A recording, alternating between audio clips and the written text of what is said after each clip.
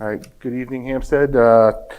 Welcome to the Hampstead School Board meeting for October 11th, 2022, regular meeting at approximately 7:02 p.m. Melissa, would you mind calling to order? Carl Hubner, Here. Jason Giard, Here. David Smith, Here. Megan Malcolm, here. Erin Pellegrini, here. And Pinkerton Student Liaison, Shannon Caffell, here. Thank you. And also seated at the board table is Superintendent of Schools, Bob Thompson, and CFO, Jeff Dowd. Thank you, Melissa. You could stand for the pledge. Megan, you want to lead us? Sure. I pledge allegiance To the flag of the United States of America, and to the republic for which it stands, one nation, under God, indivisible, with liberty and justice for all. Thank you, Erin. All right, board members, you do have one set of minutes to approve for the September 27th regular meeting. Take a moment to read those over and then look for a motion to accept with conversation if needed.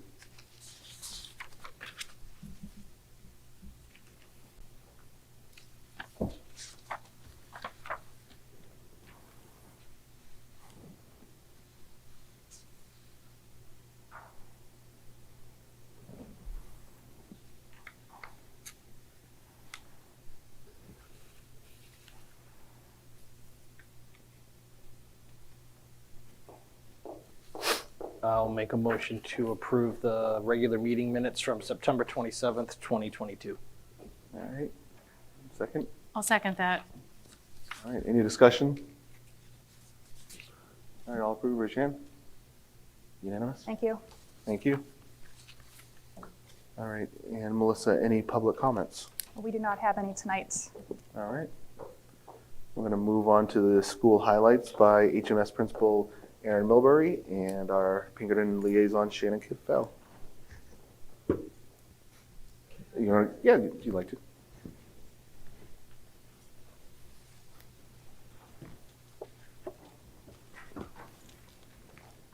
Hi there. So we have a few highlights. We've had a busy last month. We had a fantastic Play for the Cure event this past Thursday. It was all that everybody said it would be. I was quite impressed. It was a beautiful day. There were so many people. It went really, really well. They have not totaled up they don't know the exact total. They know they're around 3,000 now with still some money to come in, which is a pretty amazing fundraise. The games that happened were great and kids were having fun and there was just a lot to do. So it was a great event and I just want to thank everybody who participated and helped to make it such a great event. We have after school clubs and activities well underway. Some just getting started, some have just continued, some are even still in the works. So there's lots of opportunity for kids to join our ABC club, our student council. There's robotics happening after school, STEM. PTSA Kids has already met here. So there just really has been a lot of, it hasn't just been sports. There's been a lot of other opportunities for kids to get involved and we continue to encourage kids to get involved. Allies and diversity. So pretty proud of all the things that are happening.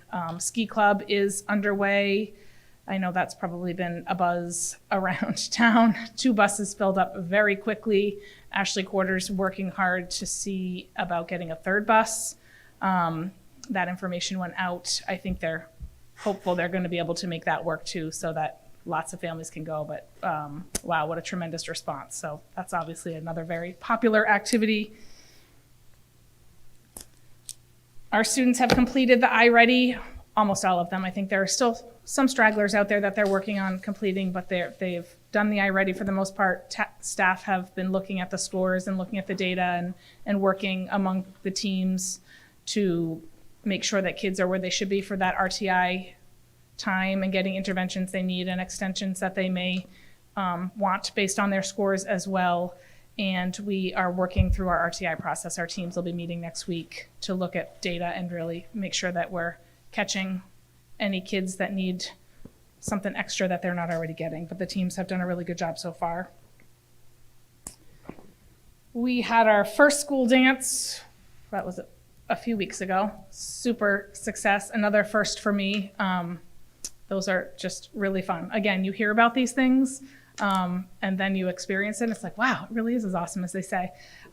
Super well attended. The kids had fun. It was, there wasn't drama. There was just kids having fun, mingling with each other. The athletic club raised a lot of money, but the kids were dancing all night. They were tired and sweaty when they left. And I don't know, those of you that have kids at home can hopefully say the same thing, but I saw a lot of smiles leaving here, and that's a big win in my book for a middle school dance. So that was pretty fun.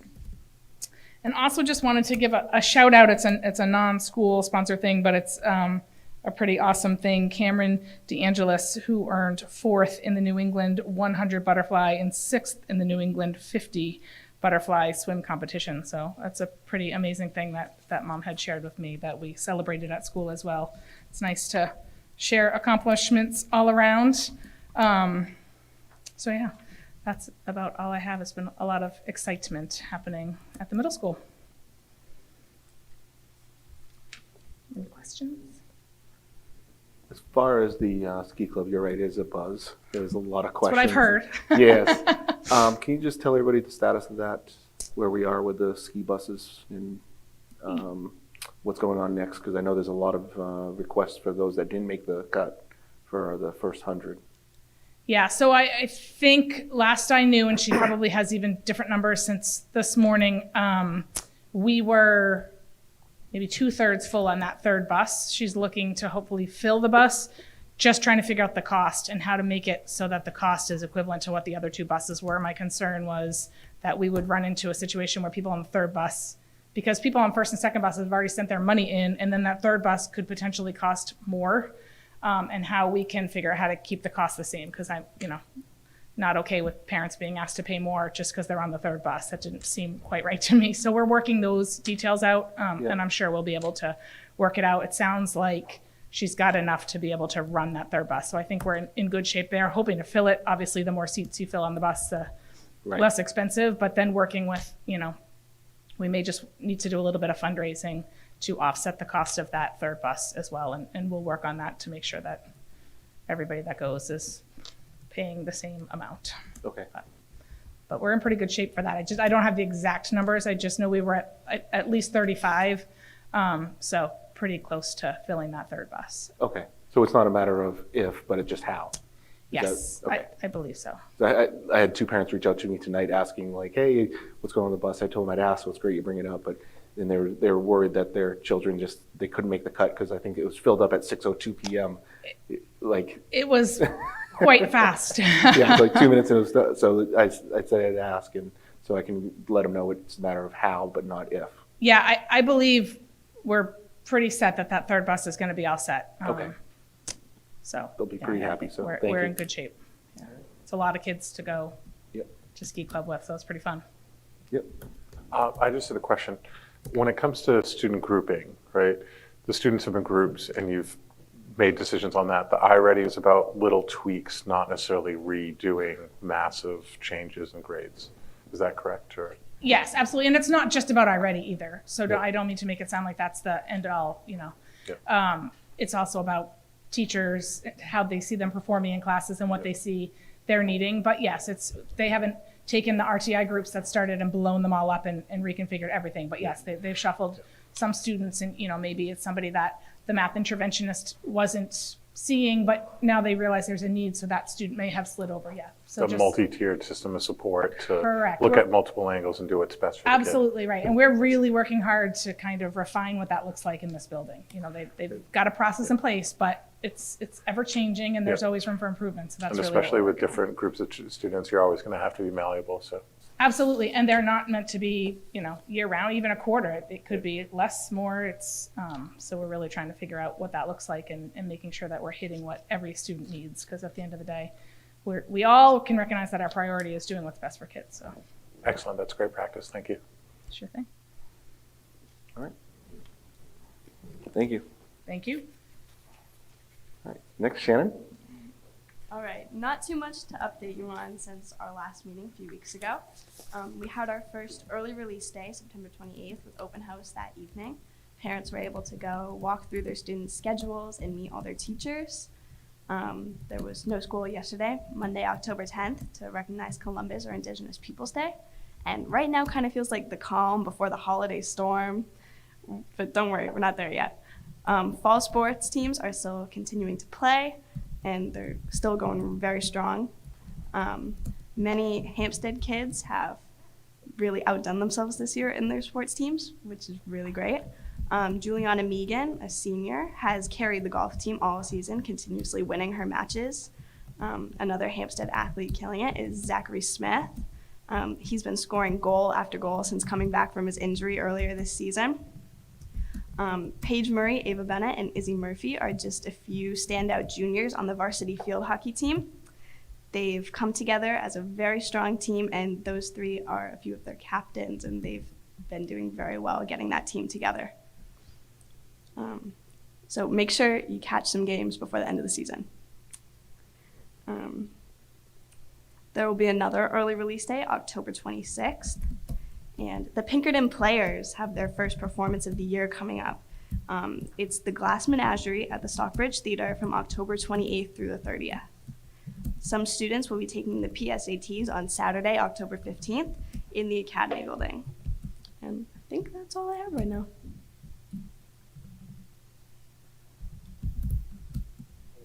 Question about the soccer team's playoffs. Do we know if they're in the playoffs or? I don't think we know yet, Okay. but keep you updated. All right. Thank you. Any questions for Shannon? All right. Thank you. Thank you, Shannon. And as we talked about before, Shannon, we won't keep you here all night, so if you'd like to excuse yourself so you don't have to listen to the rest of this, you don't have to. But we thank you for being here. We're going to move on to current business.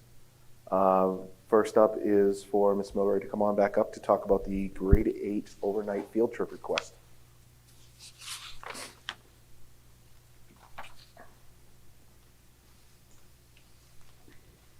All right. I get a little giddy. I have more exciting news, I think.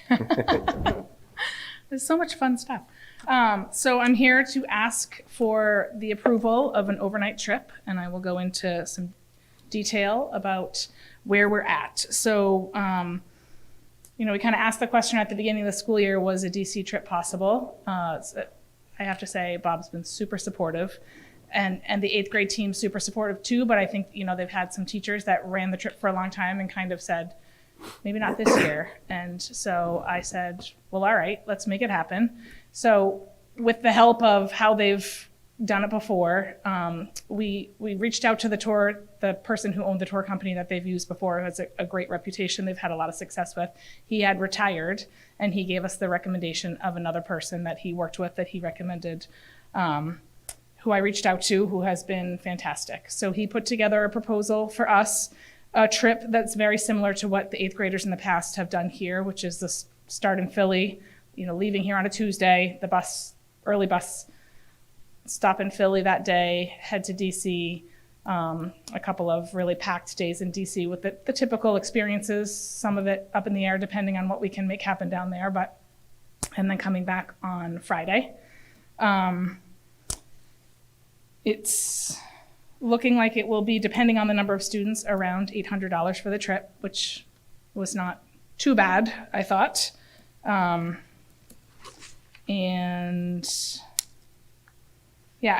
think my only concern is that we're going to be letting parents know without a lot of notice that the trip is happening and that it's an expense, whereas in a best case scenario, we'll be asking you in the spring for permission for the following year. And I think we'll get back to that, but I just don't think we were there yet last spring. So we're here now, hoping that people are going to be as excited as I am. I'm planning to go on the trip. I think we have some other great people who are willing to go on that trip. And there's some more details to iron out, but the nuts and the bolts have been put in place. They are certainly ready to go with us as soon as I say, yes, the board approved it. And then I would be getting, if you approve it, be getting word out to families as fast as possible so that they can start registering and making all that stuff happen. I'm sorry if I missed this. When is the trip? You did not miss that. Great question. It is May. It's the week after April vacation. The exact dates are the 2nd to the 5th, Tuesday to Friday. So we would come back from April vacation, kind of get the 8th graders all ready on that Monday, and then they would be heading out the following morning. So I wanted to go, we wanted to look at a time that was nice weather, but we didn't want to go too late in the school year because it gets really hot down there. So. Question I have is, are we considering any type of fundraising for the kids to lower that price of 800?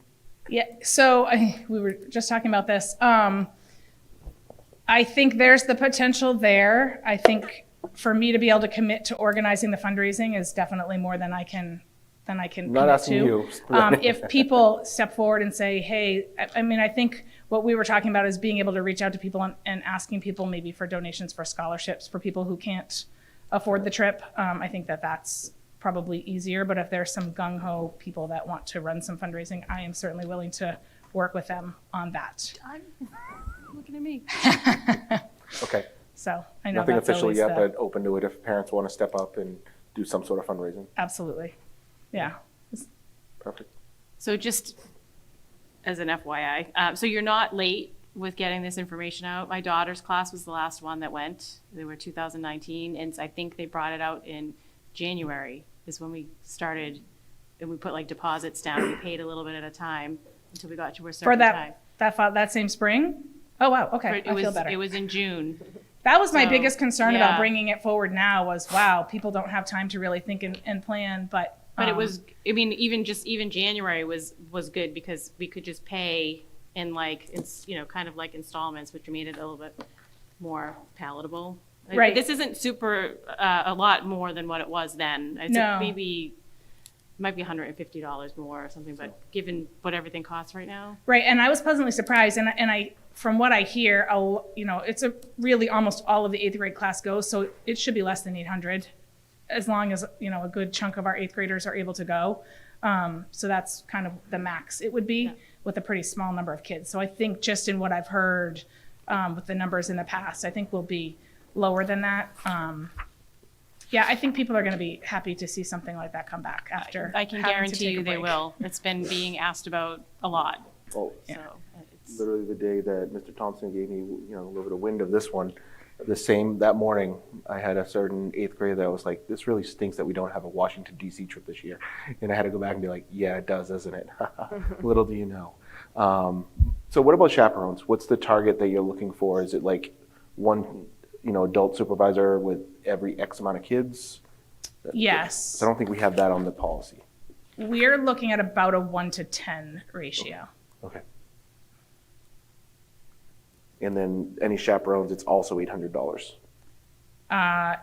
Well, I think it depends on, the staff that are coming, for the most part, I've planned for staff chaperones. That's all, that's covered in the cost. We haven't really explored if there's additional parent chaperones, what that would look like. But we have, that cost includes our total number of chaperones, which right now I think is 10 chaperones. Oh, okay. All the corporate sounded like it got quiet. 10 chaperones and the potential for one nurse. Okay. Okay. Any other questions from anyone? And I did have a parent reach out and say, hey, parents get together and do a trip, and at that point I said to her, hold on, we're looking into it. So I do know that there was a lot of interest from parents who wanted to try to make sure it happen. Got it. Yeah, it was a fantastic experience for my daughter. Absolutely loved it, every part of it. So I'm happy this is coming back. Well, and I said to lots of people, I vividly remember my 8th grade trip, which clearly was more than a few years ago. and I agree, I think, and when my own 3 kids each got to go, it definitely is an experience and something that they'll remember. So it's fun to be able to do that with them. And I've never been able to chaperone a trip. It just never worked based on where I was at, and I was supposed to go in 2020. So it's fun for me too, because it'll be the first time I get to chaperone a trip. That's great. I'm excited too. Any other questions? All right, then something we'll be looking for a motion to accept. I'll make a motion to accept the overnight field trip to DC. All right, any discussions? All right, all in favor? Thank you. Thank you. Thank you for bringing it. All right, next one, school bus transportation update with Mr. Thompson. Yeah, so I've had the opportunity to connect with the bus company just to get an update. Hold on. And so we have seen significant improvement even since the last board meeting. And at the last board meeting, I had reported that we had seen improvement from the beginning of the school year. We're still looking to onboard a second driver. As of today, they had about 5 hours of on-road training that they had to complete, which should be done in a pretty timely manner. And then from there, they'd have to take their road exam. So we are, still in need of that second driver, but that's going to happen very soon. I would hope that would happen prior to our next board meeting. In my conversations with building administrators, things continue to improve. There have been some communication snags here or there, but when you consider where we were at the very beginning of the school year to where we are now, we're in a very, very good place. So I would anticipate that the next board meeting would be my final update on transportation, because I'm going to be able to report that we are fully staffed and in a really good place. We're getting there.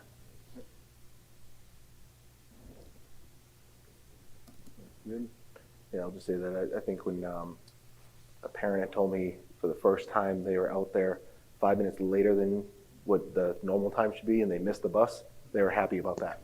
That they are actually on time for the first time, and that was last week, I think, so that was a good sign. Absolutely. So we're getting back to where we should be on that, so appreciate that. All right, unless there's any questions, we're gonna go to the winter update. As you all know, winter's my favorite time of the year, so I like talking this one. But this is more of an informational for the public, and so we're expressing things that are happening, but working together in the town. So to board members and public, Mr.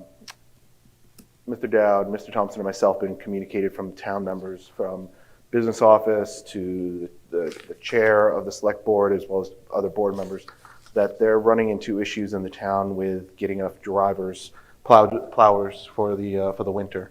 They're a bit understaffed, so they've been reaching out to Mr. Mackey and others to talk about how can we still get the plowing done. And so we've been, I'd say in a positive relationship, working with the town to take on some of the responsibilities for plowing, not only our schools, but also St. Anne's. So, we've definitely been receptive and understand that everybody's having a bit of a challenge with getting enough labor and help. So we are planning on, for this winter, plowing our own driveways, the parking lots, and helping out St. Anne's. This does mean we are working on what that compensation means, how that affects our budget. And I would suggest, first I want to turn it over to Mr. Thompson to talk to us a bit more about maybe some of the details, but also something we'll probably want to put on our budget for next year is up that a little bit, because this is typically done in overtime. So, but Mr. Thompson, you want to give any more information as far as the details? Sure. I think it's just important to note that the problem that we're experiencing with the driver shortage is happening all across the state. I've had recent conversations with other superintendents who have been in contact with their highway or their DPWs, and they've said the same thing, that there is a significant shortage, and that potentially could impact the quality of the roads when school's in session. So it's something we're going to keep a close eye on. I think it's also important to note that the school has consistently done snow removal with the assistance of the town. So it's within our wheelhouse to be able to maintain the lots. Without the assistance of the town, there's just more work on our end, more overtime.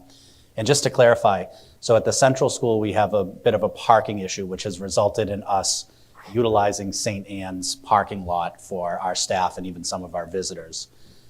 In exchange for using that lot, we maintain it in the winter for snow plowing. So that's why we would be responsible and on the hook for plowing St. Anne's.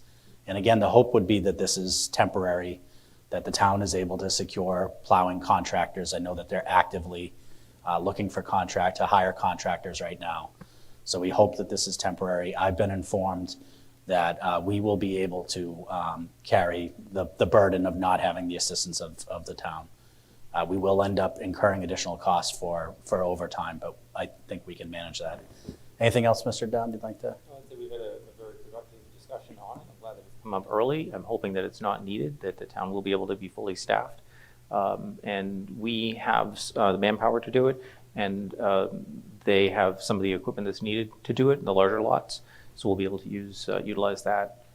Insurance covers both under Primex, so it's not an issue. It's a nice cooperative effort and a discussion to have. Hopefully, we'll be able to be business as usual, but if not, we have a plan.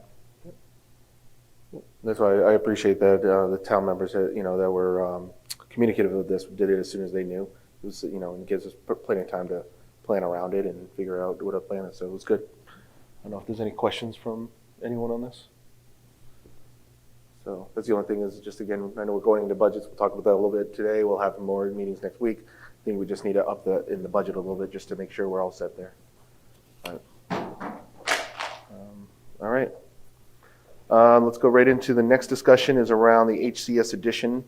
So at the last meeting, we had said that we were going to get more information by the end of September.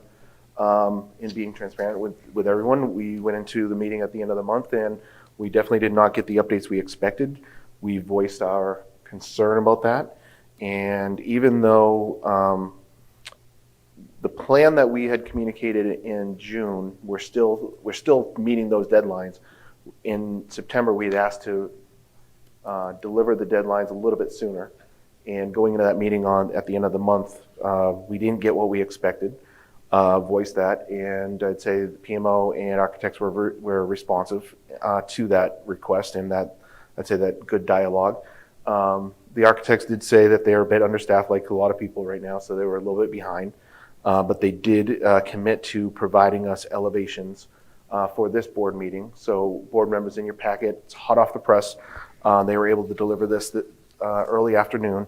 There's two printouts in your packets.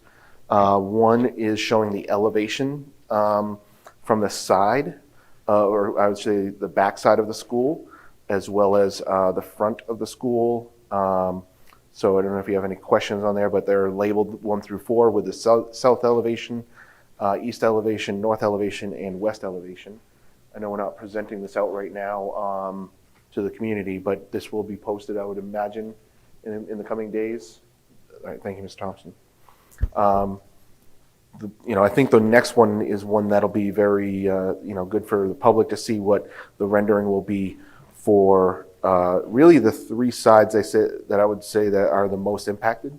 So if you look on, there's the front entrance that has the actual Hampstead Central School sign on it, and that's the corner that's as you would be coming off the road. And then you have on the top of that piece of paper would be the entrance to the main entrance, where you can see the library above with all the windows. And then on the bottom is the back side of the school where the 4 classrooms that we voted on suggested that the 4 classrooms are part of that, the addition proposal. Now, these are not finished. We still have not gone through about materials. We still are, we're still going to do some reviews, the construction committee, as well as with PMO architects to really fine tune this. But this is the renderings from the architects of what they're suggesting the school would look like. So any questions about the drawings? And I'll ask Ms. Thompson any other additional input. Yeah, I would just say this, as we've stated before, this is a brand new project. This has never been proposed before. So, this is a lot of work on the part of our architect, on the general contractor, and the owner's project manager. And that's a little bit why the delay. Putting together the elevations, the hardline drawings, doesn't happen overnight. It involves a lot of hours. And my impatience at times, I would have wanted this information 2 months ago. But the reality is these things take time. So it was actually really exciting to get the elevations today. And again, we have to review them and meet with the owner's project manager to review them with us. So there'll be more information coming. But when I opened that document today and actually saw what this is going to look like, it it really sort of brought it all together for me, so.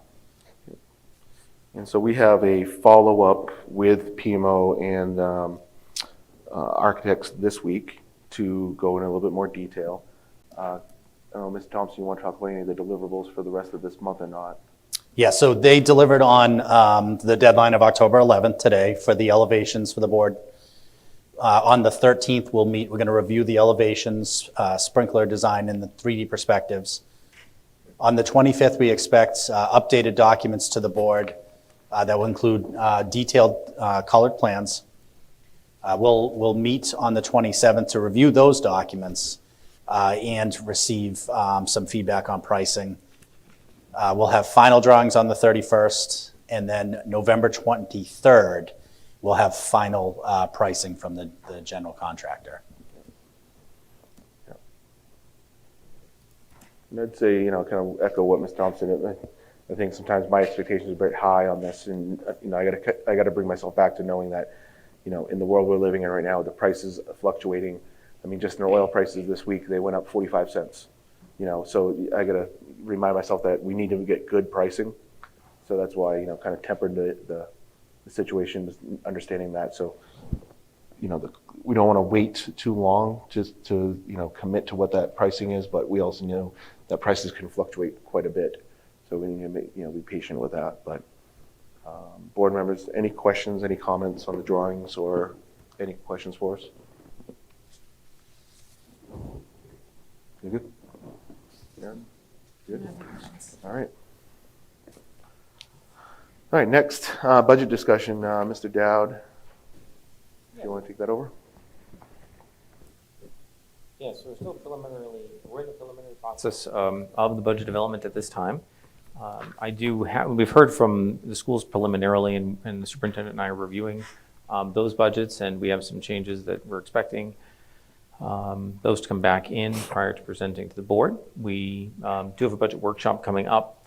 In terms of budget updates, I do have at least one, which is that the health insurance GMR came in at 5.9% for next year, which is our guaranteed maximum rate as a budget number for our health insurance. We are below Health Trust average of 8.4%. So I like that. I like our 5.9 number better than the 8.4 average. So that's some good news there. Any questions on the budget? I think you're probably all looking at a schedule of our budget actuals for prior years,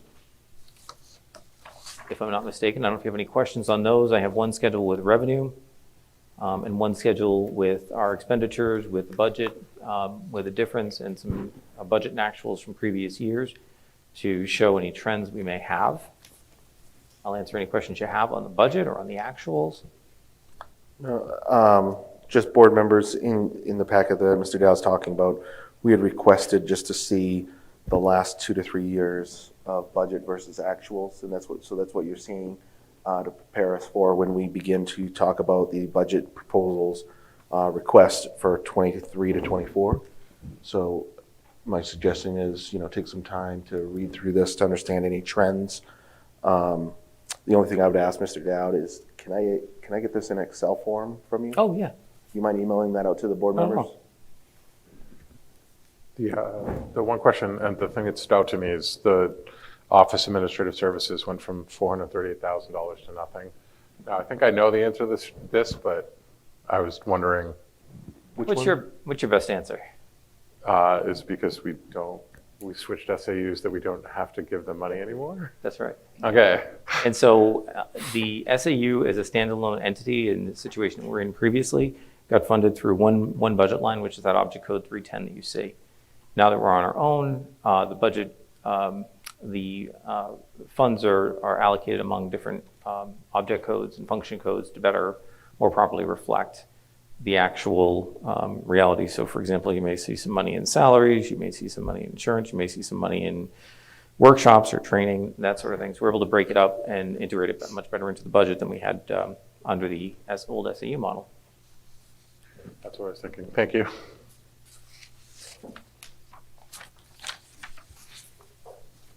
All right. Just take a minute to look over these.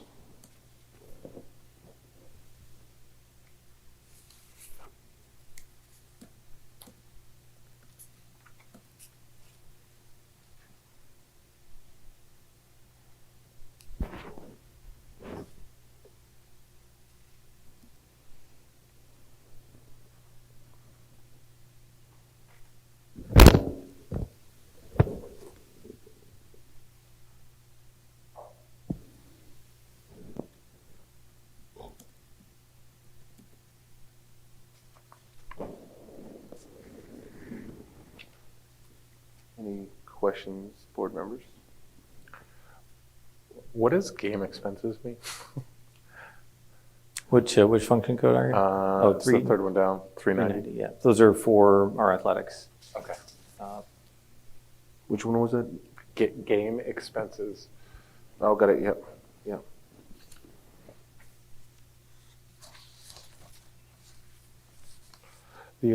On retirement, is that because some of the retirement trusts have done better and therefore we didn't have to contribute as much, or? No, that is probably some staffing that we weren't able to fill. Okay, that makes a lot of sense. Yeah.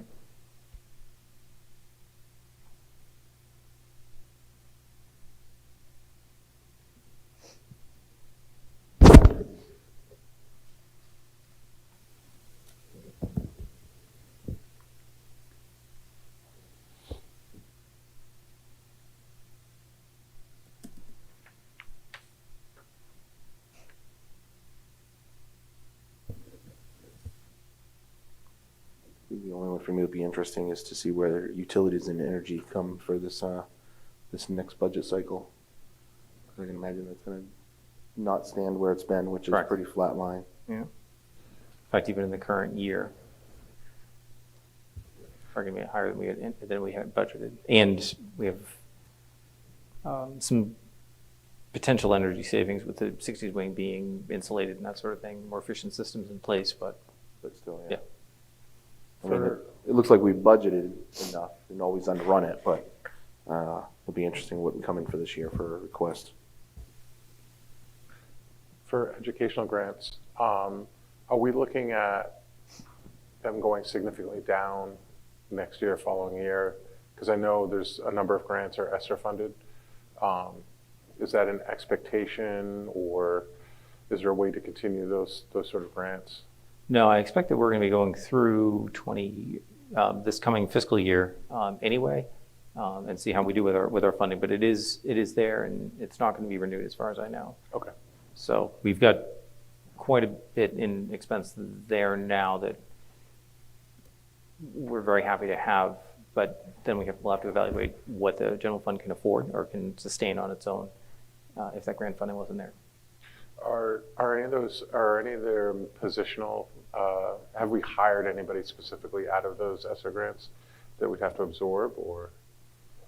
Yes. Okay. Potentially, but then the question is, is that a resource that we would need on an ongoing basis? Okay. And I know, Mr. Thompson, you and I talked about that a little bit with where ESSER funds are. We'll have to think about what do we retain going forward. We'll have to prioritize. That might be something good to put in front of board members also, to start to think about now versus, we'd have to start thinking that a year from now, but start to think, with feedback from you, where do we think the priorities are falling? Absolutely, and I think, part of the upcoming budget discussion, obviously we're going to articulate to the board what our needs are, but we'll also share what the wants are. There are items that we'd love to put in to our operating budget, but didn't think that it was, prudent for taxpayers to have to fund that. So we can provide you a full list. I think it's a good time to remind people that next Tuesday we do have a budget discussion here at 7 o'clock. That is, if I remember correctly, open to the public to come in hear and listen to what we're talking about. So if anybody wants to take part or listen next Tuesday, what's today's date? The 18th at 7 p.m. I believe we'll be doing it at the same place in the library. That is correct. Okay. So I'd ask if we can get that also. I think it makes sense to get that out to distribution to the town and the school, to parents. Any other questions for anybody on the budget? I probably should clarify. ESSER grants, for people that don't know, are basically grants to help out with with COVID and to try to regain the learning loss effectively from those COVID errors. Yep. Thank you.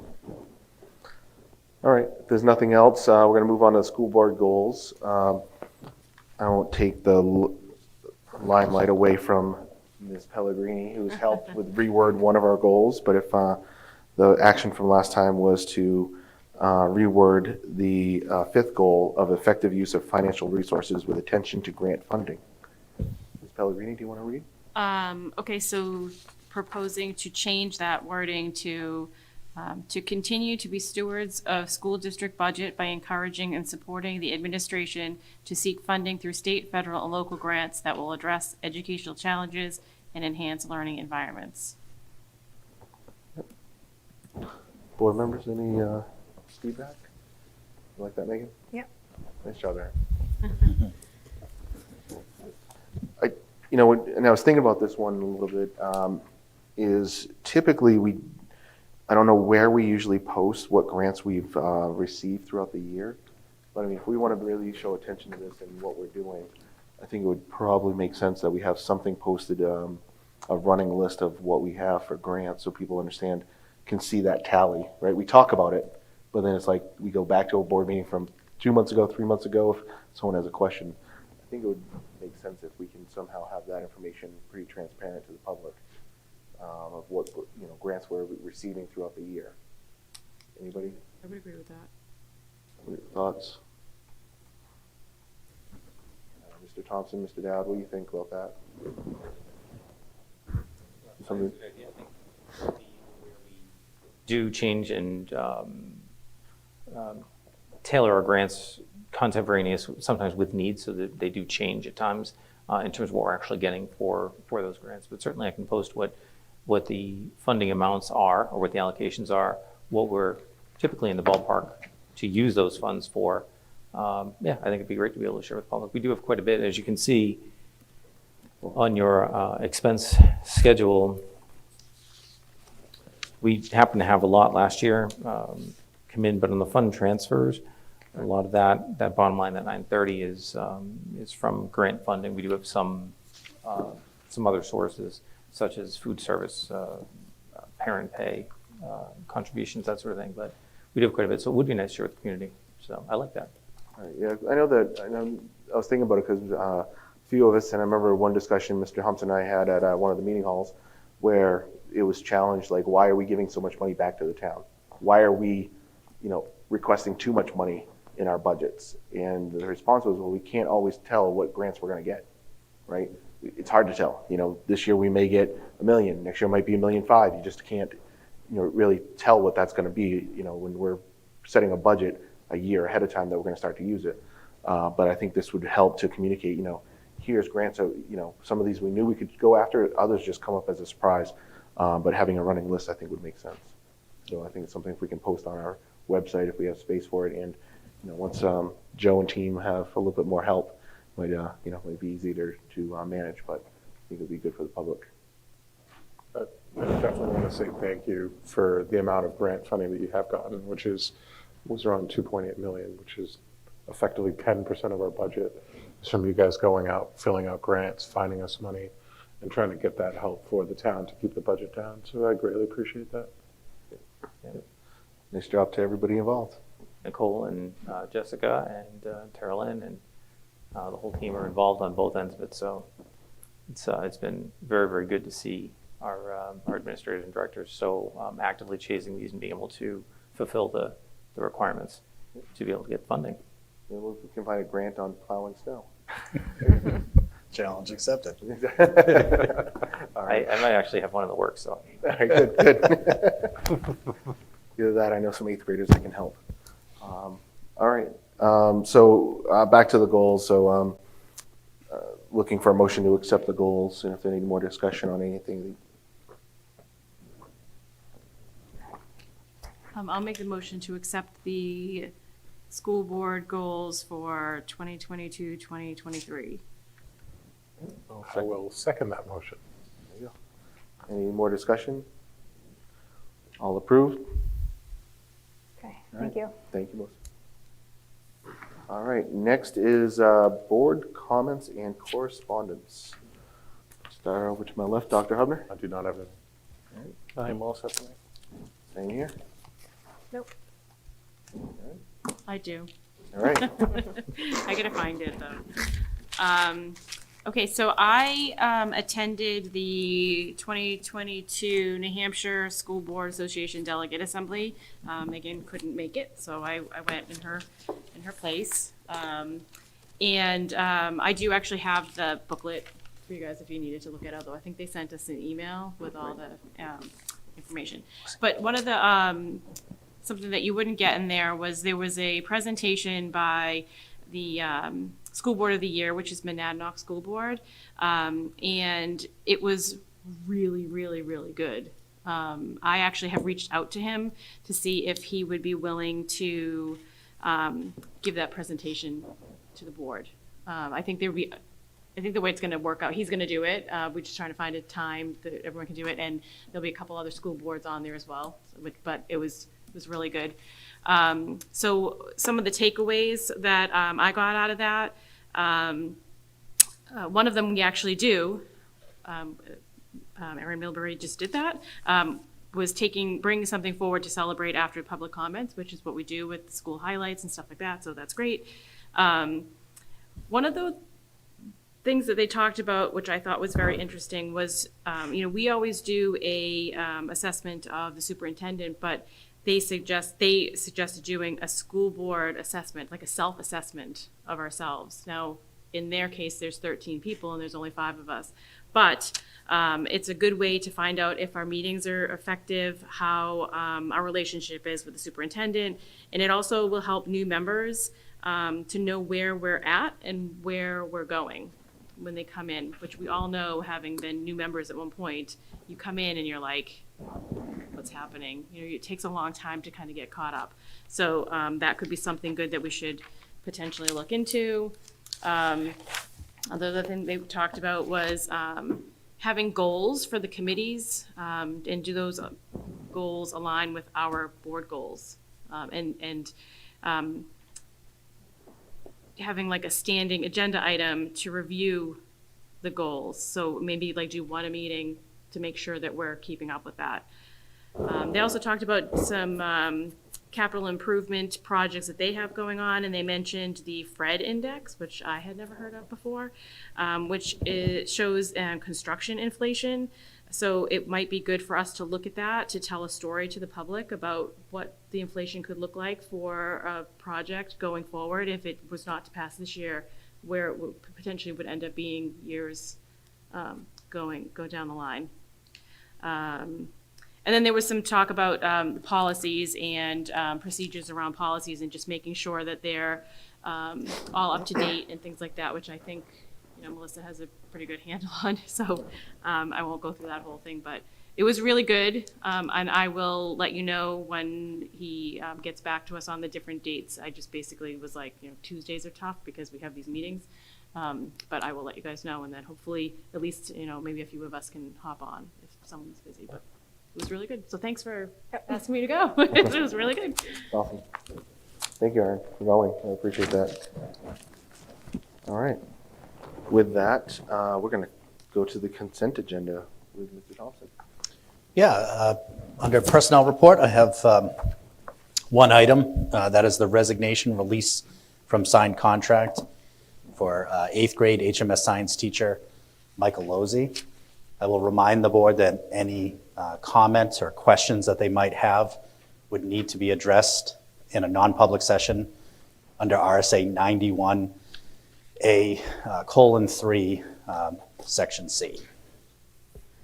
I would like to motion us to go into non-public under 91A:3C for matters which, if discussed in public, would likely affect adversely the reputation of any person other than a member of the public body itself, unless such person requests an open meeting. This exception shall extend to any application for assistance or tax abatement or waiver fee, of fine, or levy if biased based on inability to pay or poverty of the applicant. Great. So, looking for. Second. All right. Ask Mrs. Milbury and Jeff Dowd to stay for that non-public as well. Okay. And I'll ask Melissa to take the roll call on that. Sure. Mr. Giard? Yes. Dr. Hubner? Yes. Ms. Malcolm? Yes. Mrs. Pellegrini? Yes. And Mr. Smith? Yes. Thank you. Motion carries at 7:50 p.m. All right. And for the public, we will be coming back from non-public, but for anyone other than those seated at the table here, and Ms. Mulberry, we're gonna have to ask you to leave the room for a few minutes at least. All right.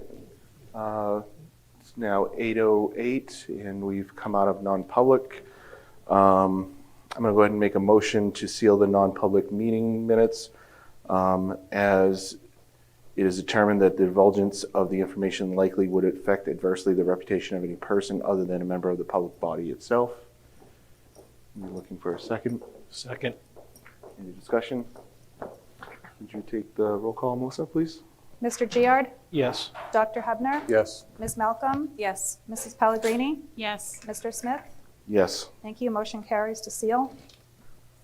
All right. And I'll make a second motion here is to, let's see if I have this down here, 1 second. To accept the resignation as presented for Mr. Losi to be released from the contract contingent on a replacement, contingent upon securing the replacement. Second.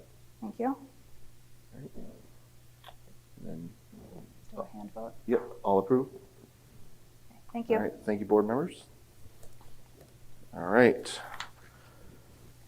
Back to you, Mr. All right. Thompson, for the superintendent's report. Yeah. So I just wanted to thank Carolyn Davis's 7th grade advisory. I was invited in last week. This is a little bit of a tradition that continued from last year, just to meet with her advisory and get feedback about the student experience and how things are going across the district. We had a tremendous conversation about remote snow days versus traditional snow days and their preference for sort of a combination of both. We also talked about the homework policy and homework workload. We talked about Spirit Week, and so it was a really great conversation. You know, we really value student voice, and Mrs. Milbury and I had a great conversation about taking some of that feedback and making it actionable. So thank you to Mrs. Davis's advisory group. Also last week, we met with the school nurses. That is part of a monthly health services meeting that we have, which includes the Director of Student Services, the Director of Curriculum, the building principals, and myself. We spent a considerable amount of time talking about Narcan. This was the result of some communication that I've had with community members and staff members who recently have seen in the news that there have been stories about candy that has been laced with fentanyl. So it is our intention to move forward with stocking the nurse's office with Narcan in the event that it would ever need to be administered to a student, staff member, or to a parent. So we've begun the process of reviewing our procedures and our policies. There's nothing in our policies that prevents us from adding Narcan. There are a few steps that need to take place. I've been in contact with our emergency services to make them aware. I've also reached out to other districts to look at the procedures that they have.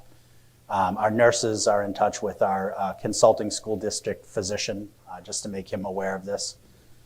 So there's a few more steps that need to be taken, but this is a good preventative, proactive measure. Our nurses, by virtue of their first aid and CPR training, have already been trained on the administration of Narcan. And I'll entertain any questions. I'll be able to update at a future meeting the status, but as of right now, we're in the planning phases to move forward with that. And I'll entertain any questions that board members might have. Just thanks for acting on this. I think we only received some communication about this about 2 weeks ago, maybe. Yeah. So it's great that you're acting on it. When do you foresee we'll actually have the Narcan in schools, if you were to guess? Oh, that's tough. I don't know, other than just to say that I know that we're being very diligent with this, and it's a matter of really getting our consulting school district physician to sign off and to order it. Okay. So I'll definitely keep you posted in terms of the timeline. So is this something, and I know this would be something that would happen obviously in emergency situations, but is this something like, where we have to have sign off on, like if our children can get ibuprofen and things like that? So is something gonna go out to parents? Do we have to have like a permission for that, or no, because it would be an emergency? No, because it would be an emergency. I mean, the worst case, I mean, let's just say we don't get it for a month, whatever, something, God forbid, does happen here in the next month. I mean, police station here, fire department, they're all close, then they all have this. So we're covered there, it's just a matter of just getting this on premise. Yeah, our emergency services do carry it. Our school resource officer does not. Okay, So, but, and we have one of the best response times for the emergency services to arrive at the school than pretty much any school. right. So we can at least take comfort in that fact, but having it here would certainly All right. add to the response time. All right, awesome, thank you. Yeah. Anything else? Yeah, just a couple of real quick updates. We'll have Mrs. Tomaselli, who's going to update us on a conversation we just had, which is on grant funding and ESSER. Hello, good evening. Yes, so earlier this evening we were talking about ESSER grants and our allocations, and I just wanted to provide you with an update. We were made aware earlier today that this week the New Hampshire Education Department is going to be sharing a portal with all communities. It's going to be called iGrant, and it's an attempt to be very transparent with all the local communities and how their grant money is being spent. So I figured I would just give you some updates. So we have of course, ESSER 1 has been allocated in the 1920 school year, spent and reported on. That was a $50,000 and change award that was spent mostly on Chromebooks. ESSER 2 was $188,000. That was eligible from March 2020 to September 2023. That has been largely spent. There's a little bit of money left in that. We did the tech upgrade. We bought we paid for all of Summer Learning Academy last year. We did some, hired 2 custodians and the LNA. And then ESSER 3 is the largest award. That's $424,000. That will be expendable through 2024. And we so far have budgeted for about $308,000 worth of that. That is paying for all of our enrichment clubs and busing for last year, and it's already pre-approved for this coming year. It paid for Summer Learning Academy this past summer. We purchased some additional 2-way radios for Central School for safety. Pays for all of our connection coaching last year and a little bit this year because we are still having some children test positive and they need contact daily. We also purchased masks and instrument covers for all of our band musicians and chorus students. And then most importantly, the part that Carl mentioned earlier around learning loss and instructional initiatives. So we've purchased intervention curriculum, and we've set aside money to do some curriculum revision and realignment due to COVID. We've had to really relook at where kids left off, where some of those deficiencies are, and then kind of just realign. I think this will be a temporary move, but I want to make sure that our teachers have the time and financial resources they need to be able to meet and do that work. And then also some PD.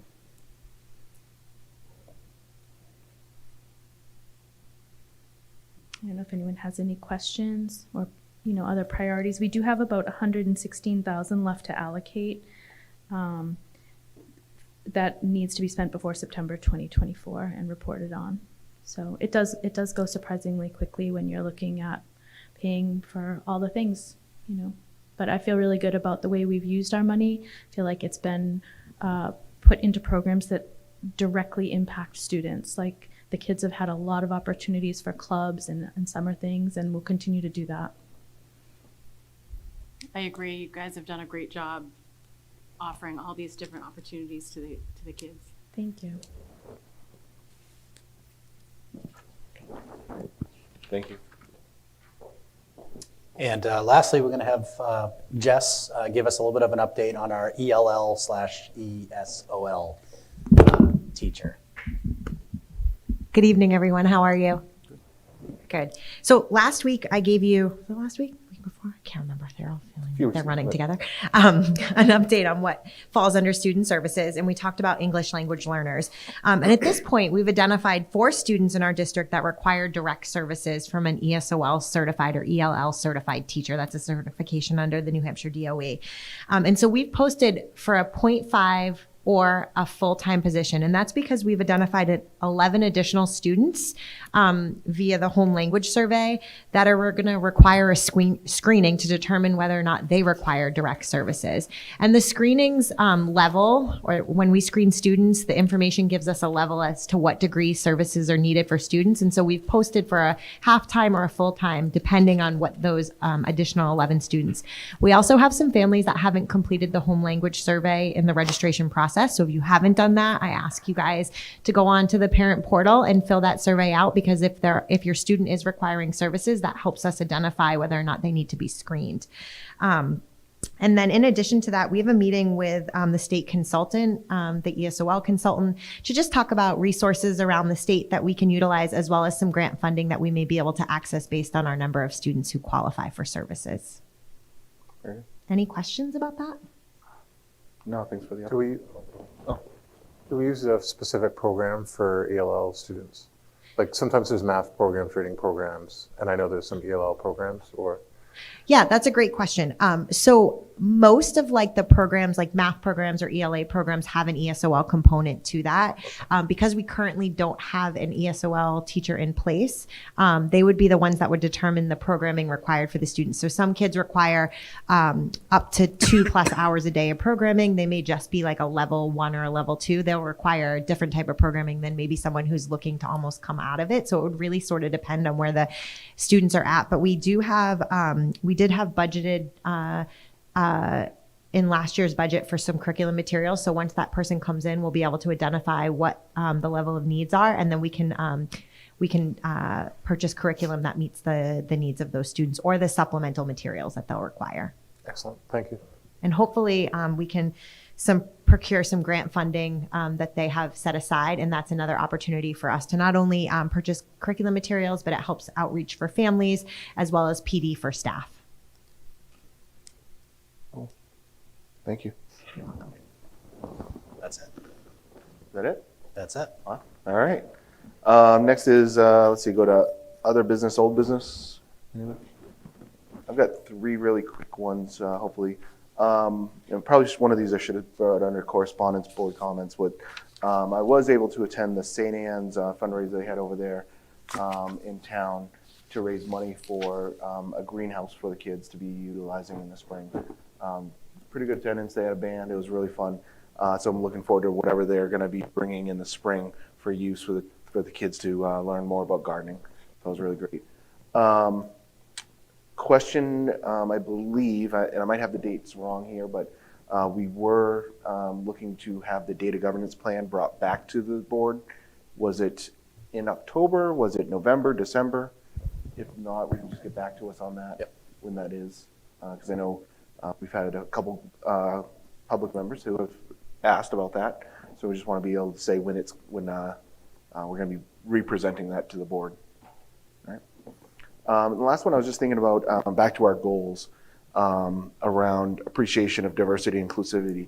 When it comes to the ski club, I think it'd be upon the board to talk more about this one in a couple weeks, that if they don't have enough students that have signed up for, or we think that it's going to cost those students more money to do, we might want to talk about how do we offset that cost so that all the kids are able to pay the same, and that's in the nature of inclusivity, equality for the kids. So I just asked to an update on that for the next school board meeting, and something we should talk about if we have to think about, rearranging some of our budget to cover that cost. But that's all right. Just want to see what the board felt about that. That way we, if anybody has a doubt of if there is a third bus, let's make it happen, since there's enough interest, but there might not be enough for 50 kids, maybe it's 40 kids. That sound board members? Sounds good. All right, that's all I got. So we don't have another non-public, so we're good there. So we're adjourning here a little later than it, so 2 minutes over. I apologize, probably a couple comments from me.